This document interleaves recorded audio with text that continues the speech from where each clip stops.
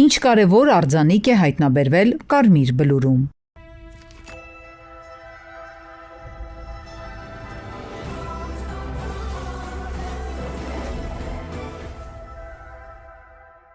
1941 թվականին Կարմիր բլուր հնավայրից հայտնաբերված աստվածության բրոնզե արձանիկը համարվում էՈւրարտական տերության կրոնի և կիրառական արվեստի կարևորագույն արտեֆակտներից մեկը։ ԽոսքըՈւրարտական դիցարանի երկրորդ գերագույն աստված Թեշեբայի մասին է։ Կարմիր բլուրը կերտել է Քրիստոսից առաջ 7-րդ դարի կեսերին ռուսա արքան՝ ի պատիվ թագավորության պետական դիցարանի տարերքի եղանակի աստված Թեշեբայի։ Արձանիկն ունի եղջերակիր խույր, երկար հագուստ։ Ընդունված է համարել, որ նա աջ ձեռքում բռնել է սկավառակաձև վերնամասով գուրզ, իսկ ձախում՝ կացին։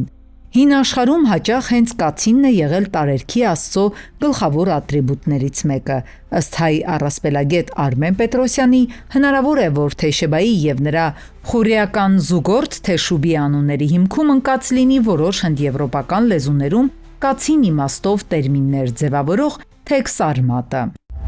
Նախագծի գլխավոր գործընկեր Ագբաբանկ